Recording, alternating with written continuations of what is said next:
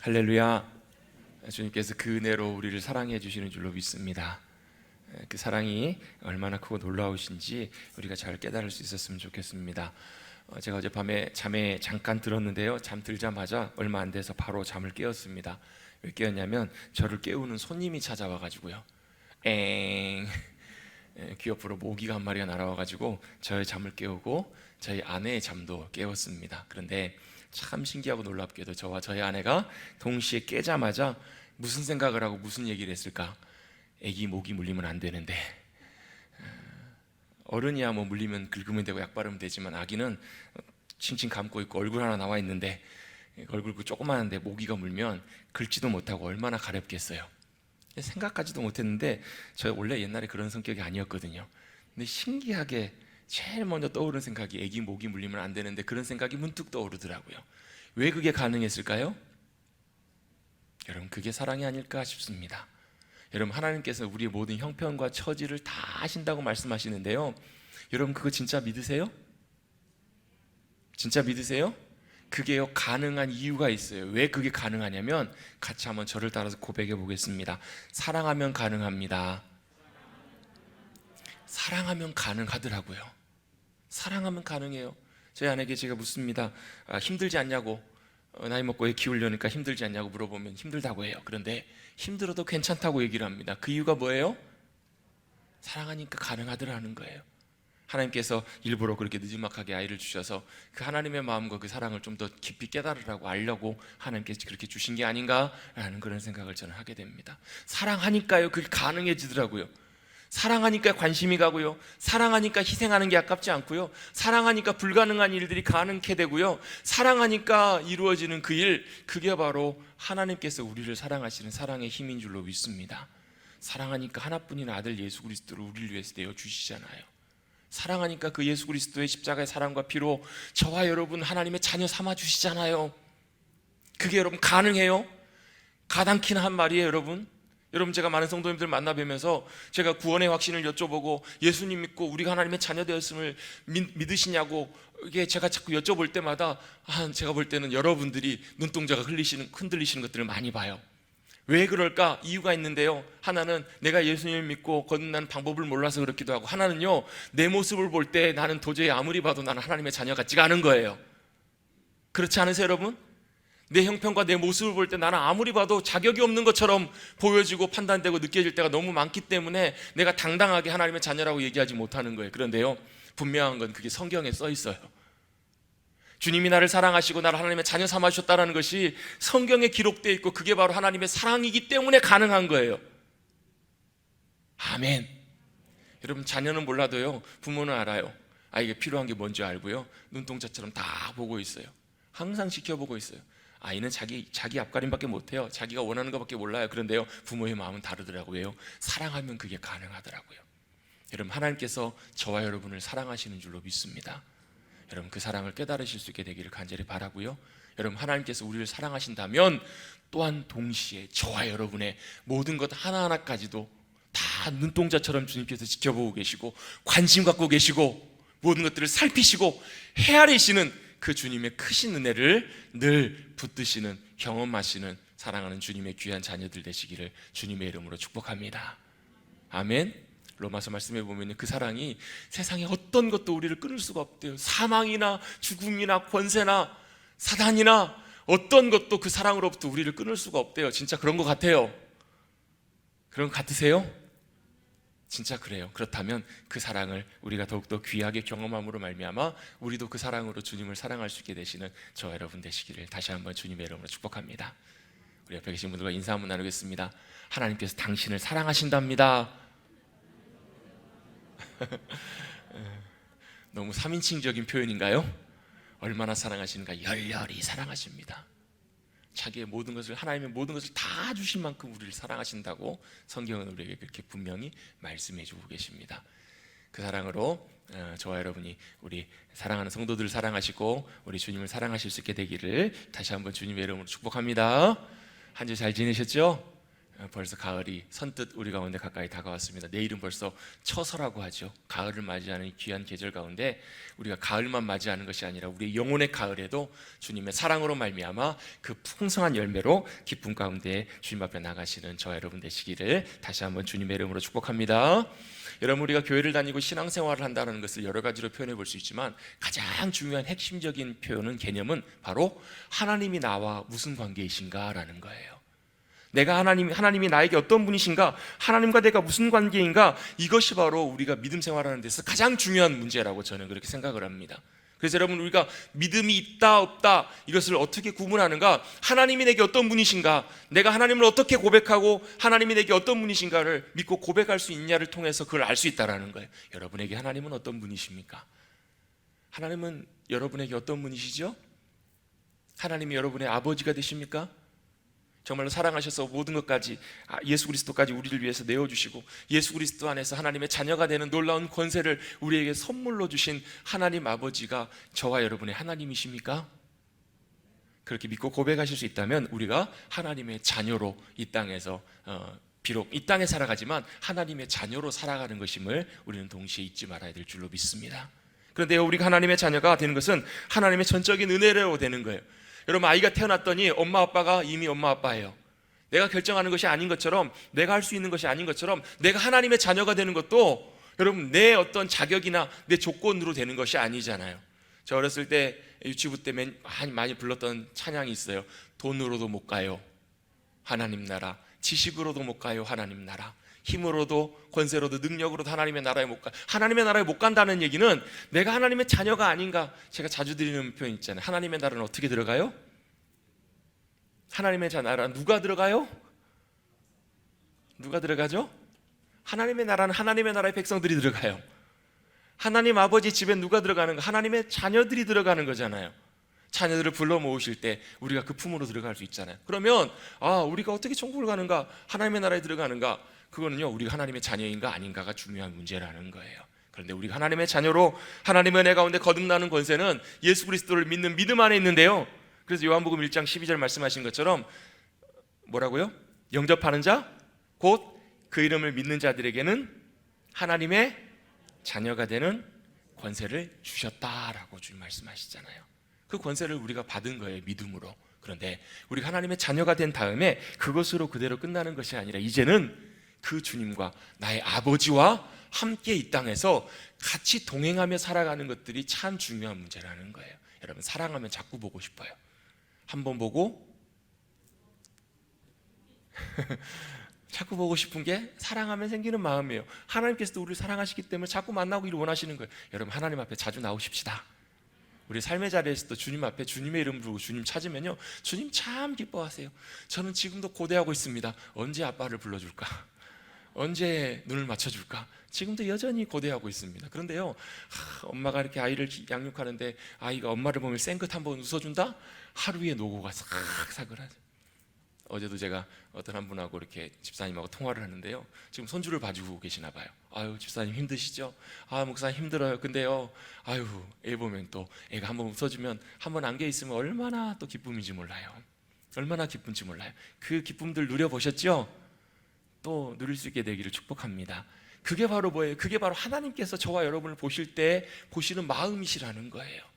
그냥 뭐 대단해서가 아니라, 뭐가 대단한 일들을 해서가 아니라, 어떤 한 목사님께서 쓰신 책에 보니까 이런 이야기가 나와요. 그 목사님과 그 아들이 같이 쓰신 책인데요, 그 아들이 아버지 목사님을 회고하면서 어렸을 때 있었던 경험을 책에다 쓰셨더라고요. 어렸을 때 본인이 야구부의 부원으로 활동을 했는데 뭐 그렇게 썩 잘하지는 못했던 것 같아요. 그런데 하루는 그 아버지 목사님이 오셔가지고 그 야구부 코치님께 야구부원들에게 다 이렇게 하나씩 주라고 아이스크림 쿠폰을 선물로 해주고 간 거예요. 이 코치님이 반갑기도 하고 감사하는 마음이어서 이제 목사님께, 아버님께, 아버님 감사합니다. 우리 아이들이 꼭 승리하면 이 아이들에게 선물로 이 쿠폰을 꼭 주도록 하겠습니다. 이렇게 대답을 하셨다라는 거예요. 우리는 보통 그렇잖아요. 아이들이 승리하면 상으로 이렇게 선물로 아이스크림 주면 또 아이들이 좋아하니까. 근데 이 목사님이 부탁을 하셨대요. 아니요, 코치님, 선생님, 그게 아니고요, 이 아이들이 처음으로 졌을 때, 패배했을 때 이 선물을 꼭 좀 주셨으면 좋겠어요. 그러면서 자신이 아이들을 키울 때, 아들을 키울 때 바라는 것이 있는데, 아들이 야구에서 이길 수도 있고 질 수도 있고, 어쩌면 실력이 없어서 한 번도 못 이길 수도 있다고. 한 번도 못 이길 수 있을지라도 나는 여전히 아들을 신뢰하고 사랑하고 언제든지 아들을 받아들여 줄 수 있는 마음이 있다라는 것을 아들에게 알려주고 싶노라고. 그 마음을 알아줬으면 좋겠다고. 이렇게 그 선생님에게 이 얘기를 하셨다라는 거예요. 그걸 그 아들이 기억하고 있다 나중에 회상해 보면서 그 아버지의 마음을 이해하면서 그 마음이 바로 하나님께서 우리를 받아들여 주시는 그 마음이지 않을까라고 이렇게 고백하는 내용을 제가 읽어본 적이 있어요. 그럼 하나님께서 보실 때는 우리가 대단해서가 아니라 무언가 많은 일들을 해서가 아니라 단순히 사랑하시기 때문에, 단순히 우리가 하나님의 자녀이기 때문에 우리를 기뻐하시고 즐거워하시는 그 하나님의 마음을 잘 알아들이는 저와 여러분 되시기를 주님의 이름으로 축복합니다. 그래서 여러분, 하나님 앞에 너무 비싸게 굴지 마십시다. 예. 하나님 앞에 언제든지 기쁨으로 나오시고, 좀 부족해도 연약해도 한번 고백해 보겠습니다. 하나님 아버지, 늘 주님을 부르고 찾을 때 그곳에 주님이 내가 여기 있다, 알았다, 주님이 들으시고 반응하시는 그 주님과 함께 하시는 귀한 주님의 복된 자녀들 되시기를 주님의 이름으로 축복합니다. 그래서 사랑하기 때문에 주님은 함께하고 싶으신 거예요. 어떻게 주님과 함께할 수 있을까? 주님은 그 길을 우리에게 보여주십니다. 누구를 통해서? 예수님을 통해서. 예수님이 이 땅에 오실 때 저와 여러분처럼 똑같은 인간의 모습으로 오세요. 예수님도 하나님이시고 하나님의 아들이셨음에도 불구하고 하나님의 모든 권세와 능력과 모든 것들은 다 하늘 보좌에 놓고 우리와 똑같은 모습으로 내려오세요. 빌립보서 2장에서 말씀하시잖아요. 자기의 형체를 모든 것을 다 비워 종의 형체로 이 땅에 오셨다. 그 말은 저와 여러분과 똑같은 연약한 인간의 모습으로 오셨다라는 거예요. 아니 근데 목사님, 예수님이 이 땅에 오셔가지고요 놀라운 일도 많이 행하셨는데요, 기적도 행하시고요 놀라운 역사도 행하셨잖아요. 그죠? 그럼 저와 여러분이 예수님과 다른가요? 아니요. 예수님은 어떻게 그런 기적과 능력을 나타내셨을까? 그 비결이 있어요. 뭐냐면 하나님 아버지의 말씀을 듣고 그 뜻에 따라 순종할 때 그 역사와 능력이 나타나셨던 거예요. 아멘. 여러분, 지금을 살아가는 우리들에게도 동일하게 하나님의 말씀에 순종해서 주님 말씀하신 대로 주님을 잘 믿음으로 따라감 가운데 그 말씀의 놀라운 역사를 경험하시기를 간절히 바랍니다. 실제로 예수님께서 그 당시 행하셨던 것처럼 못 보던 자가 보게 되고 못 걷는 자가 걷게 되며 귀신에 매어서 고통받고 있는 자들이 예수님의 말씀의 선포를 통해서 능력을 통해서 자유케 됐던 것처럼 주님은 지금도 여전히 말씀에 순종하고 따라가는 그들을 통해서 그 놀라운 주님의 권세와 능력을 나타내시는 하나님이시라는 거예요. 제가 지난주에도 한 목사님, 미국에 계신 한 목사님이 한인 출신 목사님이신데 말씀 중에 이런 간증을 하시더라고요. 본인 교회에 다니는 성도 가운데 중국에서 온 자매가 있었다는 거예요. 중국에서 온 자매인데 소식을 듣고 중국으로 다시 귀국을 했는데 할아버지가 돌아가셨다는 소식을 듣고, 할아버지가 돌아가셨던 소식을 듣고 장례를 치르기 위해 중국을 가서 장례를 치르는데요, 할아버지가 돌아가신 다음에 3일 만에 그 가정에 깜짝 놀라운 일이 일어났어요. 어떤 일이 일어났을까요? 어떤 일이 일어났을까요? 그 돌아가신 할아버지가 살아나신 거예요. 소생하신 거예요. 감사합니다. 이렇게 반응해 주셔서. 저는 아무도 에이 이러실 줄 알았는데 실제로 그런 일이 일어난 거예요. 근데 그 할아버지가 살아나셔가지고 일어나신 다음에 가족들이 다 깜짝 놀랐죠. 할아버지가 길을 가시다가 어떤 사진을 보고 깜짝 놀라시는 거예요. 할아버지 왜요? 그랬더니 자기가 이제 죽었을 때 꿈을 꿨는데 꿈에서 만난 사람이 저기 있다고. 예수님의 사진을 보면서 그분이 그렇게 얘기하시는 거예요. 이 소식을 듣고 온 가족이 얼마나 깜짝 놀랐는지 몰라요. 그러면서 그 일을 계기로 해서 그 온 식구가 다 예수님을 믿기로 작정하고 믿음 안으로 들어오게 됐다는 간증을 하는 거예요. 여러분, 지금도 여전히 그런 일들이 여러분 자주는 아니지만 가끔 가다가 한 번씩 주님의 역사하심 가운데 나타나고 있어요. 아니요, 이건 가끔이 아니라 하나님이 역사하기를 원하실 때 저와 여러분을 통해서 여전히 부족하고 여전히 모자라지만 믿음에 순종해서 말씀 따라 가기를 원하는 이들 가운데 주님의 놀라운 역사를 나타내시는 분이 바로 말씀하시는 주님이신 줄로 믿습니다. 그러하게 동일하게 믿음으로 살아가는 거듭난 하나님의 백성들이 주님의 말씀에 순종해서 믿음으로 따라가기 시작할 때 믿음의 순종함을 통해서 뭐가 나타나는가? 여러분, 하나님 전능하신 분이시라는 거 여러분 머리로는 동의하시죠? 여러분, 능력이 하나님이시라는 거 여러분 믿으시죠? 근데 여러분, 이것이 머리로만 믿는 것이 아니라 머리로만 인식하고 아멘 동의하는 것이 아니라 우리의 삶에 체험적으로 경험적으로 그 주님을 만나고 경험할 수 있게 된다라는 거예요. 아멘. 그래서 오늘 우리가 읽은 말씀의 앞장 야고보서 1장 말씀 18절에도 보면 주님이 우리를 말씀으로 진리로 우리를 낳았다라고 말씀을 하세요. 말씀으로 우리를 낳으셨어요. 하나님의 뜻대로 우리를 낳았다. 그래서 내가 너희를 낳았고 내가 너희를 자녀 삼았다. 그리고 내 소유이다 말씀하시면서 주님이 바라시고 기대하시는 것은 우리를 말씀으로 낳으신 다음에 그 안에 우리 안에 심어주신 들려주신 그 말씀이 이제는 싹이 나고 자라고 열매 맺기를 주님이 원하고 계세요. 천국의 비유처럼, 예수님이 씨 뿌린 자의 비유처럼 하나님의 말씀이 이 땅 가운데 우리 심령 가운데 떨어지고 그냥 그대로 듣고 마는 것이 아니라 때때로 어떨 때는 깨닫고 아멘 감사합니다 그리고 마는 것이 아니라 지난주에 함께 말씀 나눴던 것처럼 하나님의 말씀을 듣고 깨닫고 아멘 이것에 그치는 것이 아니라 어떻게 해요? 행하는 자, 순종하며 따라가는 자, 그들을 통해서 주님께서는 놀라운 열매 맺는 역사를 우리 가운데 허락해 주실 줄로 믿습니다. 그 바로 열매가 뭐예요? 말씀의 열매가 뭐예요? 말씀의 열매는요, 뭐 성령의 열매하고도 같지만 실제로 그 말씀의 열매가 나타나면 우리 안에 한마디로 하나님의 나라가 임하는 역사를 경험하게 돼요. 하나님의 나라를 맛보며 살아갈 수 있게 돼요. 그 말씀이 내게 들려지고 깨달아지고 믿음으로 순종해서 따라가게 되면 여러분 그 말씀의 은혜가 우리를 때때로 뭐 부유하게 할 수도 있고요, 뭐 성공시킬 수도 있고요, 많은 풍성한 것들을 주실 수도 있고 하지만 그 모든 것들보다 더 중요한 건 뭐냐면 그 순간에 바로 그 자리에 뭐가 임하는 거예요? 하나님의 나라가 임하는 거예요. 그래서 여러분 높은 산이 거친 들이 초막이나 궁궐이나 내 주 예수 모신 곳이 하나님의 말씀이 열매가 맺혀지는 곳이 바로 하나님의 나라가 되고 우리는 거기서 할렐루야 찬송하며 기뻐하며 감사하는 그 삶이 바로 우리의 삶이 될 줄로 믿습니다. 그래서 여러분 하나님의 말씀을 우리가 듣고 깨닫고 그 말씀을 잊어버리는 것이 아니라 순종하며 살아가는 것들이 너무너무 중요해요. 그래서 야고보는 우리 지난주의 말씀을 통해서 몇 가지 순종해야 될 말씀들을 우리에게 말씀해 주고 첫 번째 뭐였죠? 입에 재갈을 물리라는 거예요. 여러분 입에 재갈, 말씀의 재갈, 성령의 재갈 잘 물리고 사셨어요? 일부 예배 때도 제가 여쭤봤더니 아무도 아멘 안 하시더라고요. 참 쉽지 않아요. 잘 안 될 때가 많아요. 그런데요 계속 반복해서 듣고 마음에 새기고 그때마다 여러분 성령님께 생각나게 해주실 때마다 조금씩 우리의 입이, 우리의 말이 주님 기뻐하시는 모습으로 변화될 줄로 믿습니다. 또 뭐예요?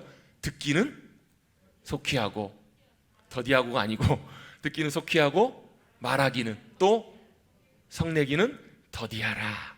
여러분 주님의 말씀 잘 들으시고 사람들의 마음 잘 소리 들으시고 헤아리시고 또 여러분 말하기는 더디하시고 진노하기는 성내기는 더디하셨지요? 저도 사실 떳떳하지 못해요. 저도 지난주에 한번 화를 확 낸 적이 있어요. 그럴 때마다 참 부끄럽기도 하고 하나님께 참 죄송하기도 해요. 여전히 연약해요. 여전히 부족한 모습들이 많아요. 그런데 조금씩 하나님의 말씀이 우리 가운데 채워지고 그 말씀이 은혜 가운데 역사하기 시작하면 여러분 우리의 성품도 삶도 더 이상 죄에, 더 이상 분노에, 더 이상 하나님 기뻐하시지 않는 악한 것들에 매이지 않고 자유케 될 날이 올 줄로 믿습니다. 아멘. 그리고 또 뭐예요? 뭐에 순종하라? 고아와 과부들, 그들을 향해서 긍휼의 마음으로 그들을 섬기라. 긍휼의 마음을 갖는 것도 참 중요하다. 거기에 순종하라. 그리고 세상과 구별하여서 세상에 세속에 속하지 말고 세상과 구별한 거룩한 삶으로 나오라라고 주님 말씀하세요. 그리고 이어서 오늘 2장 말씀에도 사실 지난주의 말씀과 좀 연이어서 연결되는 말씀으로 우리가 또 믿음으로 순종하고 말씀 가운데 순종해야 될 한 가지 내용들을 1절부터 13절까지 말씀을 통해서 우리에게 말씀해 주십니다. 결론적으로 오늘 말씀을 딱 한마디로 요약해 보면 우리가 순종하고 따라가야 될 믿음의 태도와 자세가 뭔가? 사람을 외모로 판단하지 말라는 거예요. 또 사람을 차별하지 말라 이렇게 말씀을 하십니다. 이것이 바로 성경에서는 하나님이 보실 때는 죄라라고 말씀을 하십니다. 오늘 1절 말씀을 2장 1절 말씀을 다 같이 한 목소리로 한번 읽어보겠습니다. 시작. 내 형제들아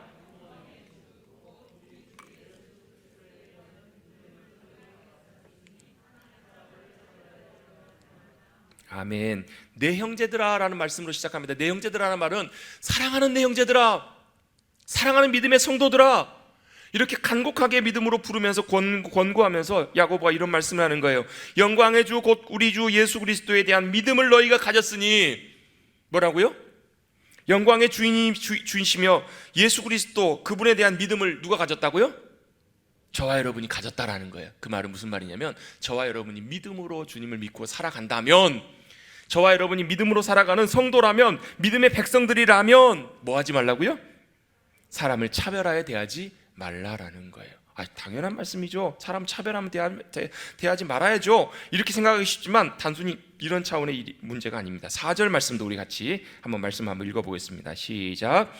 너희끼리 서로 차별하며 악한 생각으로 판단하는 자가 되는 것이 아니냐. 이 말씀에 보면 사실 차별한다라는 말과 판단한다는 말이 사실 거의 같이 이렇게 표현되고 있어요. 뭐가 먼저인지는 모르지만 일단 기본적으로 볼 때는 사람을 먼저 판단하기 시작하면 차별할 수 있어요. 사람을 먼저 판단해요. 그런데 여러분, 우리가 분명히 기억해야 되는 것은, 여러분, 판단은 내가 하는 것이 아니라 하나님께서 하신다라는 거예요. 여러분, 모든 사람에 대한 판단, 모든 인류가 판단은 가장 정확하신 하나님께서 하시는 것, 그것이 바로 진짜 옳은 판단이라는 거예요. 근데 여러분, 우리가 죄인이기 때문에 우리의 죄된 속성이 여전히 남아있어서 끊임없이 우리가 자주 하려고 하는 것이 뭐냐면, 우리가 판단하려고 해요. 내가 보기에 이렇고 저렇고 이렇게 판단하려고 하는 그 자리에 나갈 때마다 여러분, 우리는 말씀을 기억하시고 돌아오십시오. 판단은 누가 하신다고요? 하나님께서 하신다라는 거예요. 그리고 내가 함부로 판단하는 것, 내가 함부로 상대방을 정죄하고 판단하는 것, 그것을 피하라라고 말씀하세요. 우리가 누군가를 판단하기 시작하면 자연스럽게 우리는 그 판단에 따라서 사람을 대우하는 것들이 달라지게 돼요. 차별하게 돼요. 좋은 사람은, 내게 이득이 되는 사람은 그 사람에 대해서 호의적으로 좋게 대하게 되고요, 내가 싫어하거나 내 마음에 들지 않거나 내게 도움이 안 되는 사람들은 자연스럽게 차별하는 그런 마음을 갖게 된다라는 거예요. 그런데 여러분, 여기서 우리가 사람을 차별하고 함부로 판단하지 말아야 될 이유를 다시 한번 성경적으로 생각해 본다면 중요한 이유를 하나 발견할 수 있습니다. 물론 제일 중요한 것이 판단은 하나님께서 하신다는 거고요, 두 번째로는 제일 중요한 것이 바로 뭐냐면, 그것이 바로 하나님의 마음을 아프시게 하는 것이라는 얘기예요. 하나님의 마음을 아프시게 하는 거예요. 이것은 여러분, 하나님의 성품과도 관계가 되어 있습니다. 무슨 성품인가? 여러분, 그 물은 어디서 어디로 흘러요?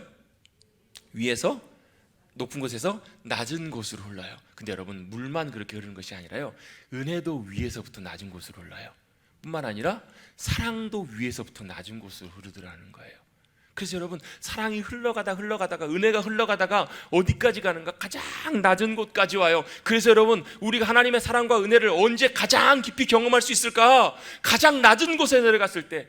여러분, 전에도 한번 제가 소개한 적 있죠. 여러분도 잘 아시는 낮은 데로 임하소서 라는 소설과 영화 잘 아시죠?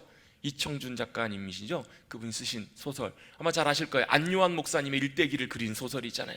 실화를 바탕으로 쓴 소설이에요. 안요한 목사님이 어떤 분이세요? 목사님의 아들로 태어나요. 교회에서 자라왔어요. 그럼에도 불구하고 주님과 온전한 인격적인 만남이 없이 방황하고 인생 가운데 자신의 인생, 자신의 목적 열심히 달려가다 결국은 어떻게 돼요? 방황하다가 시력을 잃어요. 눈을 잃게 돼요. 인생의 나락으로 떨어지기 시작해요. 모든 관계와 모든 것들이 다 끊어지고 결국 어디까지 흘러가요? 가장 낮은 곳까지 내려가잖아요. 서울역 구걸하는 사람들, 가장 낮고 천한 사람들이 있는 그곳에 가서야, 그곳에서 그분이 뭘 깨닫고 경험해요? 그곳에서 참 사랑이 무엇인지를 깨닫게 되잖아요. 그리고 그곳에서 예수 그리스도를 만나고 주님의 사랑을 그곳에서 온전하게 경험하게 돼요. 왜 그랬을까요? 가장 낮은 곳에 임하시는 주님의 은혜가, 사랑이 그 목사님을 만나주시고 변화시켜 주신 거잖아요. 여러분, 그래서 여러분, 우리가 주님의 은혜와 사랑을 더 깊이 경험하기 위해서는 가장 낮은 곳으로 내려가요. 성경은 분명히 말씀하세요. 심령이 가난한 자는 복이 있다. 애통하는 자는 복이 있다. 가장 낮은 곳에서 겸손하게 내려가는 그곳 가운데 하나님의 은혜와 사랑이 흘러가기 때문에 그래요.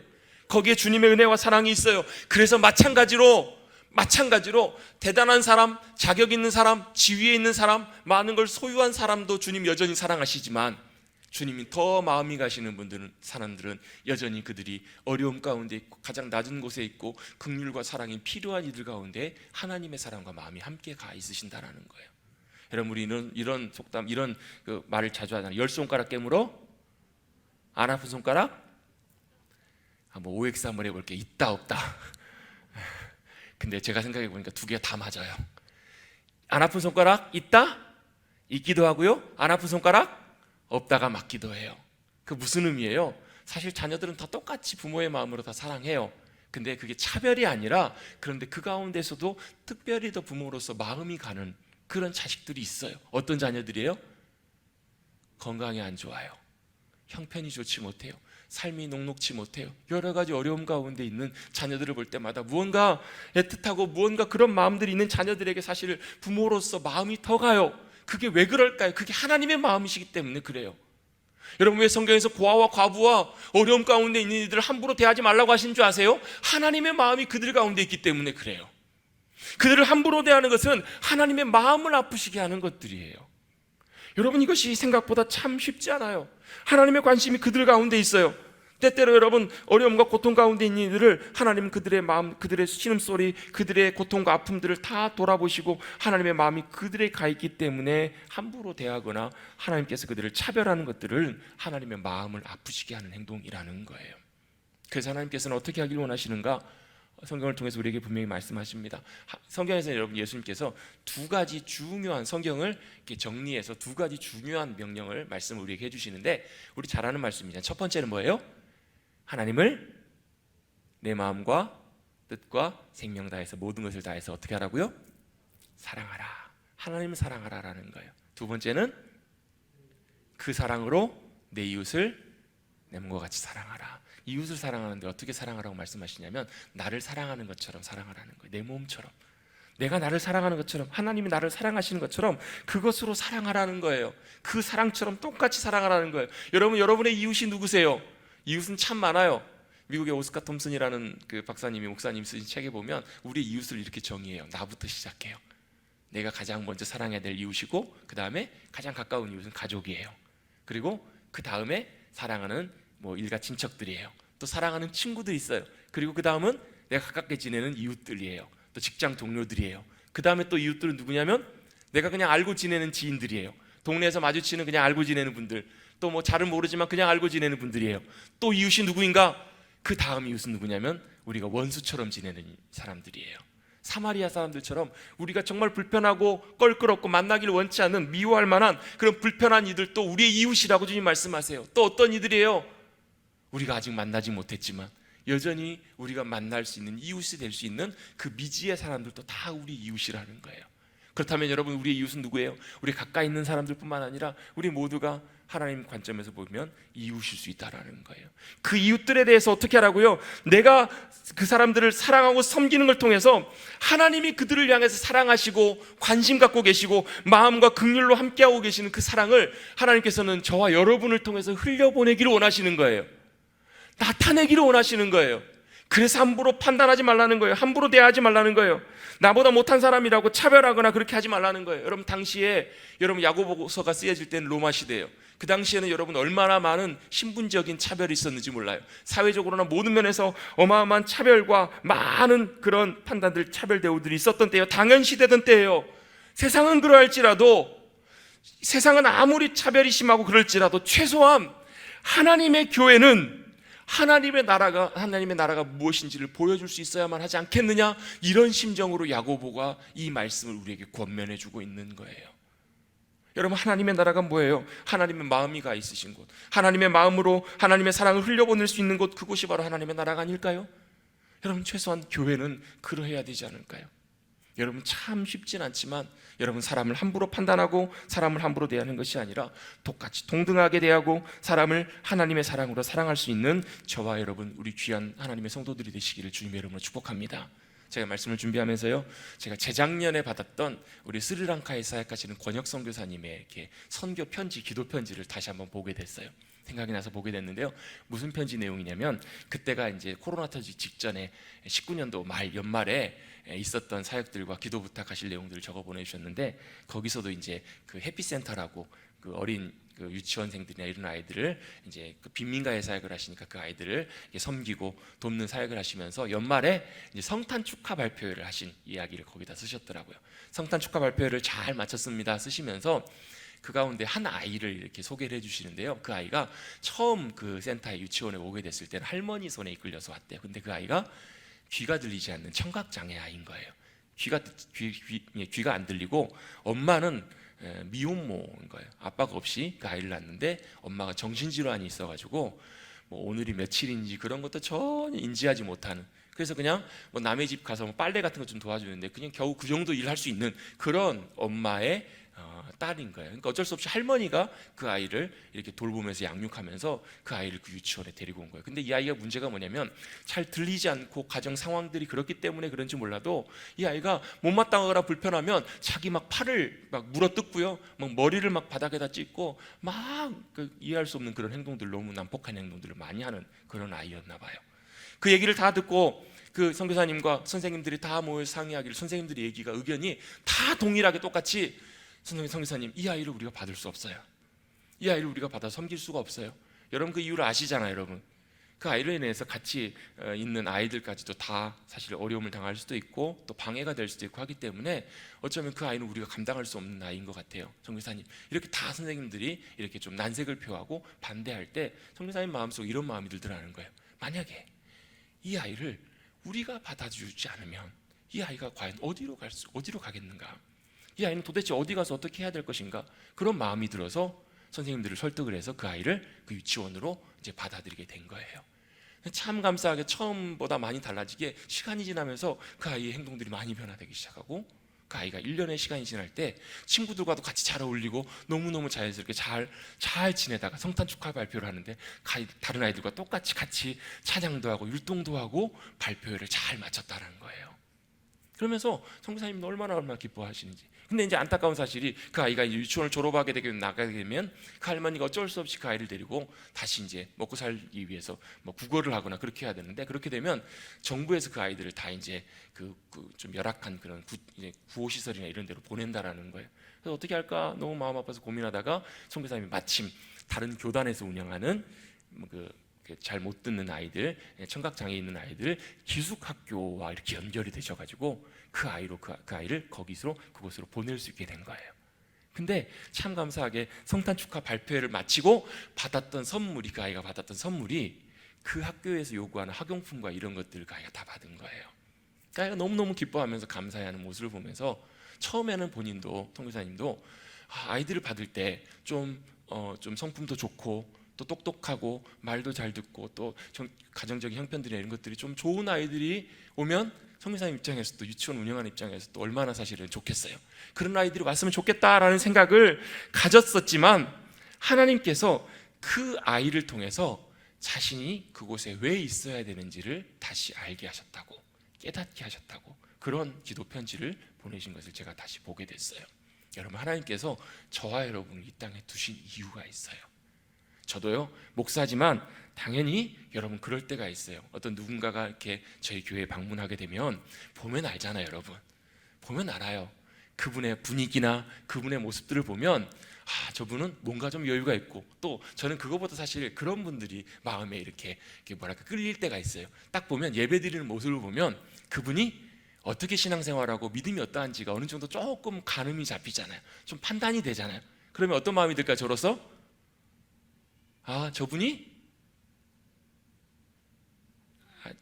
목사 마음을 전혀 모르 그런 마음이 들 때가 있어요. 저분이 교회 등록하고 저희 교회 교인으로 잘 믿음 가운데 잘 저희 교회 성도님으로 잘 함께 했으면 좋겠다라는 그런 마음이 들 때도 문득 있어요. 그런데 반대로 문을 열고 들어오는데 행색이 남루하고 정말 딱 봐도 저분은 도움받으러 왔구나, 도움을 구하러 왔구나, 그런 분들이 딱 들어오기 시작하면요 순간 긴장이 돼요. 저분을 어떻게 대해야 되나? 왜요? 그분이 와서 예배 드리면요 예배 분위기에 여러분 가만히 있어 눈 감고 기도하고 있어도 다 알아요. 왜 알아요? 냄새가 다 나요. 분위기가 다 달라져요. 혹시라도 예배 분위기에 방해가 되진 않겠나? 혹시라도 우리 교회에 좀 손해가 되지 않겠나? 그런 생각이 들 때가 문득 있어요. 그럴 때가 있겠죠. 있겠어요? 없겠어요? 있어요. 그런데요 중요한 사실은 하나님은 사람을 외모로 판단하시는 분이 아니시라는 거예요. 사람은 외모를 보시고 그 사람의 어떤 자격이나 조건이나 가진 것을 보시고 판단하시는 분이 아니시라는 거예요. 왜요? 하나님 보실 때는 잘나봐야, 대단해봐야, 많이 가져봐야 별로 중요한 것이 아니라는 거예요. 없어도 부족해도 하나님 보실 때는 그 사람과 그 사람의 차이는 별로 없어요. 진짜 하나님이 보시는 것이 무엇인가? 그 사람의 심령 속에, 마음 속에 하나님께서 온전한 믿음을 허락하여 주셔서 믿음으로 부요하게 하시고 하나님께 사랑하시는 그 자를 하나님의 나라에서 마지막 때에 하나님께서 상속받게 하시는 귀한 믿음의 백성으로 주님께서 부르실 것인가 아닌가, 그게 중요한 문제이기 때문에 그렇다라는 거예요. 여러분, 우리는 몰라요. 그 사람이 지금은 이렇지만 나중에 어떻게 될지 아무도 모르잖아요. 오늘은 이렇지만 내일 이럴지 몰라요. 만약에 여러분 부자와 나사로의 이야기에서 여러분 부자가 나사로가 그렇게 될 걸 알았다면, 자신이 그렇게 될 걸 알았다면 그렇게 행동했을까요? 아니요, 그렇지 않았을 거예요. 여러분 제가 책을 보다 보니까 닉슨 대통령의 일화가 있더라고요. 닉슨 대통령 여러분 잘 아시죠? 옛날에 좀 우리나라와 좀 많이 영향이 있었던 그분이 원래 부통령을 역임을 하고 그 다음에 1960년도에 대통령 선거에 나갔다가 그 케네디 대통령하고 경합이 됐다가 떨어졌잖아요. 졌어요. 그리고 다음에 주지사 선거로 2년 후에 나갔는데 거기도 안 됐어요. 그래서 많은 사람들이 이제는 더 이상 닉슨은 정치계에서는 이제 정치 생명 끝났다라고 대부분의 사람들이 다 그렇게 생각을 했다는 거예요. 근데 마침 그때 그분이 어떤 연유로 인해서 한국을 방문하게 됐는데, 그때 그 소식을 듣고 미국 대사했던 대사분이 우리나라 정부에 연락을 해가지고, 그래도 부통령이었는데, 부통령 역임하신 분이신데 우리나라에서 좀 그분을 좀 영접해줬으면 좋겠다라고 공식적으로 여러 번 요청했음에도 불구하고 그분이 공항에 올 때는 아무도 안 나와보는 거예요. 그래서 대통령께 또 정부에도 계속 끊임없이 그래도 한번 만나고 식사를 마련하고 자리를 좀 마련했으면 좋겠다 끊임없이 얘기했음에도 불구하고 여러 가지 핑계와 여러 가지 이유를 대면서 결국 그 만남이 성사되지 않은 거예요. 마지막 날 출국하기 바로 전날 밤에 안 되겠다 싶어서 대사관에서 만찬을 이제 준비를 하고 대통령과 정부 관료들을 다 초청을 했는데 누구만 왔는가? 외교장관 한 분만 딱 오시고 아무도 방문 안 한 거예요. 그날 다른 모임을 만들어 가지고 참석을 안 한 거예요. 왜 그랬을까요? 이제는 더 이상 뭐 득이 없는 그런 사람이라고 아마 그렇게 생각을 했겠죠. 근데 반전이 일어나죠. 78년도에 닉슨 대통령이 대통령으로 당선이 돼요. 그리고 닉슨 독트린인가요? 그걸 발표를 하면서 주한민국을 철수해 버리겠다고 그렇게 선언을 하잖아요. 누가 이제 발등에 불이 떨어져요? 우리나라가 발등에 불이 떨어지잖아요. 대통령과 여러 루트로 여러 공식적인 채널로 끊임없이 미국에 정상회담을 요청을 하고 얘기를 하는데 미국에서 닉슨 대통령이 들어줘요? 안 들어줘요? 안 들어줘요. 전혀 요청 안 해요. 나중에 결국 만나긴 만났는데 나는 공식적인 일정상에서 바빠서 못 만나니까 쫙 만나려면 내 휴가차 가는 세크라멘트로 오라고. 그래가지고 휴가 때 겨우 만나는데 그것도 겨우 대통령이 했던 그대로 닉슨이 그게 마치 이렇게 보란 듯이 그대로 똑같이 했다라는 일화를 읽은 적이 있어요. 여러분, 사람이 어떻게 될지 아무도 모르잖아요.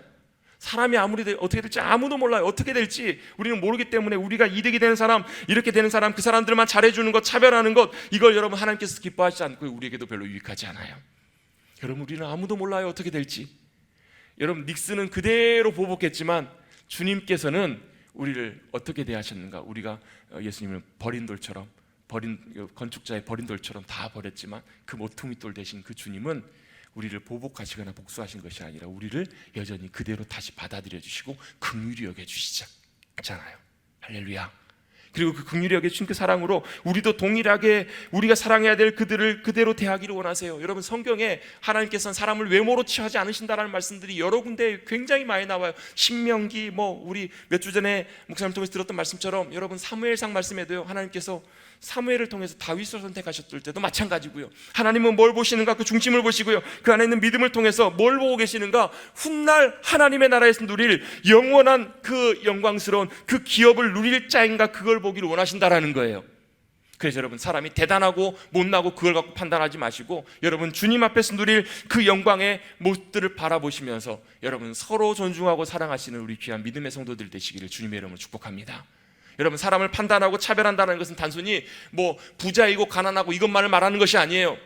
여기는 내 마음에 들고 또 내가 싫어하고 또 때때로 나와 잘 맞고 나와 잘 맞지 않고 때때로 내가 볼 때는 좋지만 내게 유익이 될 사람이지만 때때로 내게 불편하고 내게 손해가 될 사람이지만 그러할지라도 그것과 상관없이 온전하게 하나님의 눈과 마음으로 긍휼하심으로 대할 수 있는 것, 사랑으로 온전하게 공정하게 대하는 것, 그게 바로 주님께서 우리에게 말씀해 주시는 주님의 마음이고 기준이라는 거예요.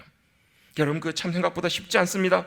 여러분, 저도 잘못할 때가 잘 많아요. 그럴 때마다 저도 다시 한번 마음에 이 말씀을 기억하면서 하나님은 외모로 사람을 취하지 않으시고 늘 동일하게 하나님께서는 모든 이들을 동일하게 대하신다는 것을 마음속에 기억하면서 똑같이 그들을 대하려고 여전히 마음속에 마음을 먹을 때가 참 많아요. 오히려 저와 잘 맞고 저와 잘하는 그런 분들보다 오히려 안 맞거나 불편한 분들에게 똑같은 마음으로 오히려 대하려고 마음을 먹는 이유는 바로 그것이 주님이 기뻐하시는 뜻이기 때문에 그렇더라는 거예요. 또 그렇게 믿음으로 대할 때 또 그들의 어려움과 긍휼들을 돌아보고 그들을 사랑으로 섬기기 시작할 때 나도 모르게 그들을 섬기는 걸 통해서 주님을 섬길 수 있기 때문에. 아브라함이 지나가는 나그네들을 대접하잖아요. 아브라함이. 근데 누구를 대접하는 거예요? 하나님의 천사들을 대접하는 것처럼. 여러분, 우리도 그런 교회, 그런 성도들이 되기를 간절히 바랍니다. 한 목사님이 사역을 하다가 사역에서 이제 나오게 되고 사역지를 구하지 못해서 한동안 시간을 그냥 보내다가 어쩔 수 없어 지내지 못해서 사모님이 일하시는 일이 뭔가 따라가서 나가게 됐는데 뭐 하셨냐면 사모님이 아르바이트로 전단지 붙이시는 일을 하셨다는 거예요. 전단지 붙이시는 일 알죠? 하루에 2만 원, 10,000원, 20,000원 받고 그 일들을 하는데 하루는 그 일들을 하다가 어쩔 수 없이 이제 그 전단지는 붙이라는 날에 붙여야 되기 때문에 지역에 주일날도 어쩔 수 없이 그 일을 붙이러 나가신 거예요. 근데 나가셨는데 붙이다 보니까 너무 배가 고픈 거예요. 근데 돈을 봤더니 수중에 1,000원밖에 없어요. 집에 돌아갈 차비밖에 없는 거예요. 그래서 어떻게 할까 배는 너무 고픈데 어떻게 할까 하다가 마침 거기에 뭐가 보이냐면 교회가 보여서 교회에 들어가서 교회 식당에서 한 끼 이제 예배 끝나고 식사를 하잖아요. 식사를 하러 딱 들어갔어요. 그랬더니 식사 딱 받으러 갔더니 거기서 뭐라고 돼 있냐면 식비 2,000원 써 있는 거예요. 2,000원을 내고 식사를 하라는 거예요. 그 담당하시는 분에게 사정을 하면서 죄송하다고 제가 돈이 없어서 그런데 그냥 좀 식사를 먹으면 안 될까요? 그분이 외면하시면서 왜 이렇게 겨우 어쨌든 밥을 먹어가지고 받아서 식사를 이렇게 목사님이 하시는데 뜨끔하신 거예요. 저 건너편에 교육자들이 앉아서 식사를 하는 거예요. 혹여라도 자기를 알아보는 사람이 있을까봐, 혹여라도 이제 목회자들 사이기 때문에 알아보는 사람이 있을까봐. 그런데 그 일들을 겪고 나서 그 교회를 나오면서 얼마나 마음이 많이 불편하고 어려운지 모른다는 거예요. 왜요? 무슨 얘기를 하시려고 하는 거예요? 수많은 교회들이 있어요. 이 땅에 수많은 교회들이 있는데 정말로 마음 편하게 자신은 목사임에도 불구하고 어려움 가운데 가서 밥 한 끼 마음 편하게 가서 먹을 수 있는 곳이 과연 어디가 있을까? 그런 회의감과 마음이 들더라는 거예요. 여러분, 이것은 비단 남의 교회의 얘기가 아니고 여러분 우리 가운데에서도 이런 일들이 일어날 수 있다는 거예요. 여러분, 하나님께서는 함부로 사람을 차별하거나 판단하는 것에 대해서 성경은 분명히 말씀하십니다. 그것이 죄라고 말씀하세요. 범죄한 것, 여러 가지 많은 죄를 짓지 않더라도 다른 것들은 다 지킬지라도 한 가지만 범죄해도 범법자가 되는 것처럼 바로 어떤 죄를 짓지 말라? 사람을 함부로 판단하고 외모로 판단하고 차별하지 말라라고 주님 말씀하신다면 여러분, 우리도 그 말씀 가운데 넘어지지 않는 저와 여러분 되시기를 주님의 이름으로 축복합니다. 참 쉽지 않지만 그렇게 믿음으로 섬기며 나아갈 때 주님의 마음이 우리 마음 가운데 부어지고 주님의 사랑과 긍휼이 평강이 부어져서 그렇게 귀하게 믿음으로 사랑으로 섬길 수 있을 때 우리를 통해서 하나님의 귀한 말씀의 열매가, 믿음의 열매가, 성령님의 열매가 풍성하게 맺혀지게 될 줄로 믿습니다. 아멘. 그렇게 될 때 주님이 기뻐하시고 주님이 원하시는 바로 그 자리에 저와 여러분이 설 수 있습니다. 여러분, 우리의 삶의 가운데 우리의 교회에서뿐만 아니라 우리의 일상 속에서도 똑같습니다. 때때로 우리의 마음이 가 있어야 되는 이들이 누구인지, 우리의 주님이 섬기기를 원하시는 이웃이 누구인지 잘 살펴보시고 우리의 모든 인간관계 속에서 우리의 삶의 자리 가운데에서 여러분 우리의 눈으로 함부로 판단하고 우리의 눈으로 차별하지 마시고 여러분 모든 이들에게 주님의 마음으로 섬기시고 죽게 하듯이 믿음으로 사랑으로 섬기고 나가시는 저와 여러분 되시기를 주님의 이름으로 축원합니다. 진짜 섬김은요, 내가 되돌려 받을 수 없는 이들에게 섬기는 것이 진짜 섬김이잖아요. 내가 뭔가를 기대하는 것이 아니라 내가 되돌려 받을 수 없고 내가 섬겨준다고 도움이 되지 않는 사람, 또 내가 섬기고 이해해준다고 내게 전혀 유익이 되지 않는 사람을 오히려 그렇게 공정하게 대하고 사랑으로 대할 때 주님의 은혜와 복이 저와 여러분에게 다시 돌아올 수 있음을 기억하시고 우리 귀한 머릿돌 교회가 주님의 마음으로 또 사랑으로 섬기며 귀한 하나님의 나라의 공동체, 천국의 공동체로 세워져 갈 수 있게 되기를 다시 한번 주님의 이름으로 축복합니다. 축복합니다. 아멘. 기도하겠습니다. 하나님 아버지, 감사합니다. 오늘도 귀한 주님의 날 주님 앞에서 예배하게 하여 주시고 또 다시 한번 주님의 말씀 앞에 서서 주님의 말씀에 귀 기울이며 우리의 삶과 우리의 영혼과 중심과 우리의 동기들을 점검하게 하여 주시니 감사를 드립니다. 우리는 여전히 연약한 죄된 본성이 여전히 남아있기에 우리의 인간의 눈으로 사람을 판단하고 때때로 우리가 판단한 대로 사람을 차별하기도 하고 대우하기도 하지만 그래서 내게 유익이 되고 내가 좋아하고 내게 도움이 되는 사람들에게 더 가까이 하고 그들을 인정해 주지만 하나님의 마음은, 진정 하나님의 마음은 때때로 소외되거나 어려움 가운데 있는 이들, 또 정말 하나님의 도움과 사랑과 은혜가 필요한 이들에게 하나님의 마음이 가 있으심을 잊지 말게 하여 주셔서 하나님의 마음을 아프시게 드리는 이들이 아니라 하나님의 마음을 기쁘시게 드리는 주님의 귀한 백성들 될 수 있도록 주님 역사하여 주시옵소서. 하나님, 우리가 판단하고 정죄하고 차별하는 것, 그것이 죄임을 다시 한번 기억하게 해주시고 주님의 마음으로 다시 한번 주님이 기뻐하시는 모습 가운데 나아갈 수 있도록 우리 가운데 주님의 마음을, 주님의 사랑과 긍휼을 한없이 부어주셔서 우리도 주님의 큰 사랑과 긍휼을 용서받은 자임을 기억하고 우리도 그 사랑과 긍휼로 용서하고 용납하고 사랑으로 섬기는 주님의 귀한 자녀들, 우리 귀한 믿음의 공동체가 될 수 있도록 주님 은혜를 더하여 주시옵소서. 주님께서 친히 역사해 주시고 인도해 주실 것을 믿고 의지하오며 이 모든 말씀 거룩하신 예수님의 이름으로 간절히 기도하옵나이다. 아멘.